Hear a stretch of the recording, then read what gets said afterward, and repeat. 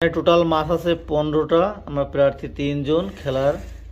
দেখা যাক কে কয়টা মাছ বসিতে আটকাতে পারে। তো খেলা শুরু স্টার্ট। হয় না ভাবে, হয় না তো। 1 2 আমার নাম্বার 3। এক ওইটা আবার পরে দেওয়া হবে। 4 5 আমার 6টা হয়ে গেছে। তার মানে আমি টোটালে উইন সবার চেয়ে। এটা না হইলে আমার হবে। আমি তোমার লাগে আমি না, যার হাতের কাছে যাবে সেই খেলবে। দেখা যাক কার কয়টা গো না। রাজিন মাত্র 2টা এবার। আর আমি কয়টা? 3 7 6টা।